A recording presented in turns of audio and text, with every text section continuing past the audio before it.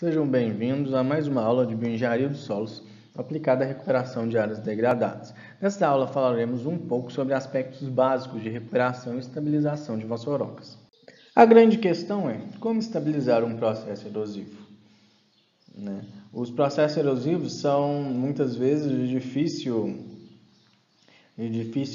contenção, de difícil estabilização, justamente porque é preciso entender ali quais são os agentes que intensificam esses processos e que todos esses agentes eles serão levantados e melhor entendidos lá com a execução do projeto de bioengenharia, do plano de recuperação de áreas degradadas. Bom, e a feição erosiva, o processo erosivo de maior complexidade na sua recuperação e estabilização, são os processos erosivos lineares, sobretudo quando a gente trata das vassourocas. E de um modo geral, o controle de uma vassourocca ela demanda muito tempo, trabalho, capital e às vezes acaba sendo bastante onerosa. Só que independente da técnica, se a gente vai utilizar bioengenharia ou não para a estabilização de uma vassourocca, independente do processo que esteja intensificando a formação dessa vassourocca, para sua contenção, alguns procedimentos básicos sempre devem ser realizados. E a gente agora vai discutir um pouco sobre esses procedimentos básicos que sempre devem ser realizados. Como o procedimento mais básico de todos, tem-se o isolamento da área afetada. E justamente qual é o objetivo desse procedimento? É eliminar todos os fatores que vão influenciar e contribuir de alguma maneira para a concentração do fluxo de água. Então, ou seja, de fato, intensificar aquele processo erosivo. O que comumente é feito é a instalação de cercas aí, de modo que se evite o acesso de animais, o tráfego de máquinas de veículos nessas áreas adjacentes e mesmo atividades extrativistas. Nesse desenho aqui eu só queria mostrar que aqui é a área de cabeceira, aqui é a vassourocca, e aqui é a área de cabeceira. Então, aqui a gente acaba cercando essa área, que é toda a área afetada, e sempre tomando cuidado também com a área montante aí, que geralmente vai ser de onde todo o fluxo concentrado de água acaba se originando. Depois de isolar a área, é importante que se faça um controle da erosão na bacia de captação. E o que na realidade, de certa maneira, o que significa o controle de erosão na bacia de captação? Está muito relacionado ao disciplinamento das águas superficiais. Então, esse controle de erosão, ele basicamente vai ser a execução aí de práticas mecânicas e mesmo vegetativas, tanto a montante quanto nas laterais da vassourocca, para desviar a água, impedindo que ela não caia no interior dentro da vassourocca. Então, são sistemas como terraceamento e mesmo a elaboração de bacias de contenção, bacias de retenção, como a gente pode observar aqui, com o objetivo de impedir que a água entre no interior da vassourocca. Um outro aspecto importante é a drenagem da água subterrânea. Um dos problemas da evolução de uma vassourocca justamente está relacionado ao pipe, a erosão interna, que é gerada após a feição erosiva atingir o nível freático. O que, a partir deste momento, a erosão ela se torna um processo perene, né?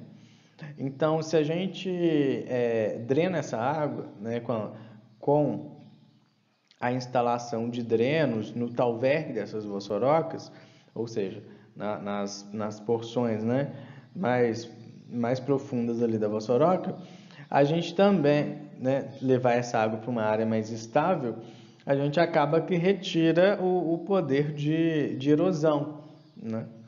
Justamente que não permite que essa água continue carreando sedimentos e aprofundando mais ainda a feição erosiva. Em muitos casos, né, os taludes, as vertentes das vossorocas e ravinas, elas geralmente são muito íngremes, né? Então, por serem muito íngremes e ainda ter fluxo perene de água no supé desses taludes, tornam os taludes muito instáveis, né? Então, com o objetivo de aumentar a estabilidade desses taludes, né, para qualquer outra intervenção seja realizada posteriormente, né, como vegetação, enfim, estabelecimento da vegetação nesses taludes, é necessário suavizar esses taludes, né, reconformar aí esses taludes, que na realidade pode estar associada tanto à modificação da inclinação quanto à altura, né, desses taludes. E o objetivo principal é aumentar a estabilidade, né, conter as paredes desse talude, as paredes dessas vossorocas, e aumentar a estabilidade para que outras intervenções sejam realizadas com maior segurança e maior eficácia, né? Então, aqui é um exemplo de uma vossoroca, de um perfil transversal de uma vossoroca bem escavado, uma linha do projeto de contenção e aqui, posteriormente, a suavização dessas vossorocas. E em muitos casos, né, já com a drenagem da vossoroca, drenagem da água subterrânea e essas coisas, em alguns casos, eles chegam até mesmo a aterrar partes dela para que realmente toda a superfície dela esteja mais suave.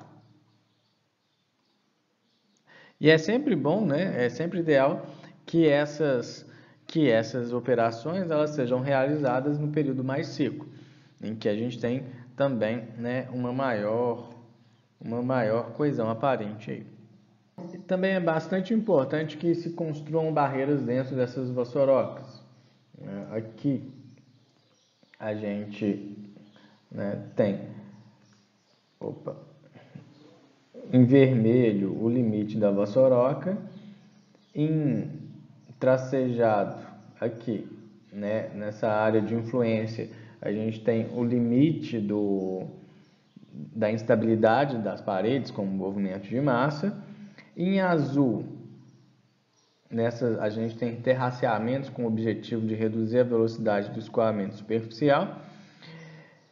E aqui em verde, nós temos, né, barreiras que são perpendiculares ao fluxo, nos canais, né, nos ramos, nos braços dessa vossoroca. E justamente objetiva reduzir a capacidade erosiva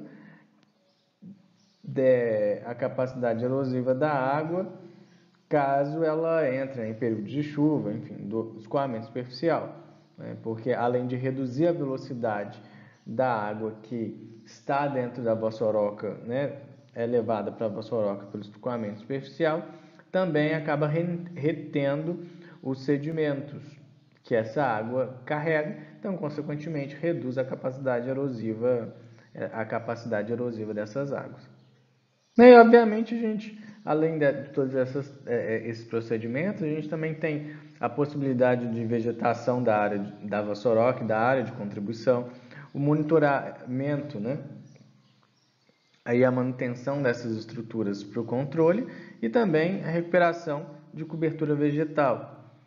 Pensa, tudo isso está relacionado também à redução da velocidade do escoamento superficial. Bom, em síntese, a gente tem como procedimentos básicos o isolamento da área afetada, o controle da erosão, né, na bacia de captação, drenagem da água subterrânea, a suavização dos taludes, a construção de barreiras dentro da vossoroca, né, a vegetação da vossoroca e da área de contribuição, manutenção das estruturas de controle e recuperação da cobertura vegetal também, né, na vossoroca e em seu entorno.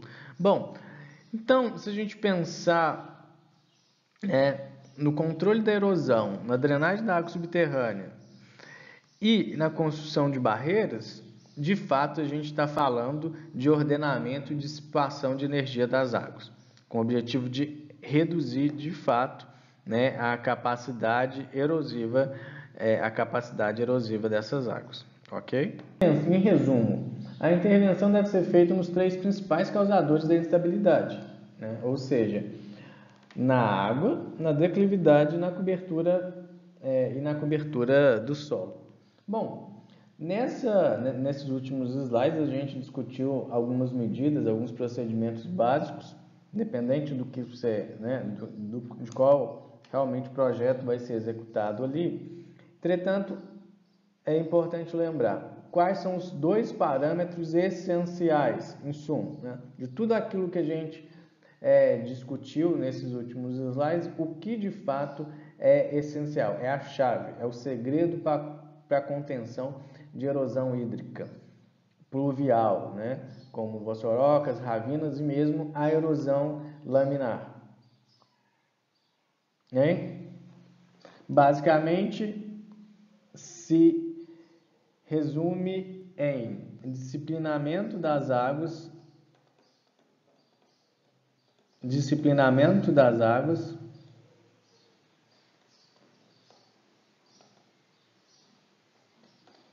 e controle de sedimentos.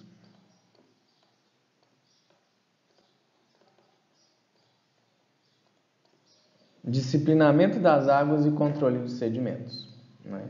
Porque basicamente essa mistura, a mistura de água com sedimentos, né, que vai acabar intensificando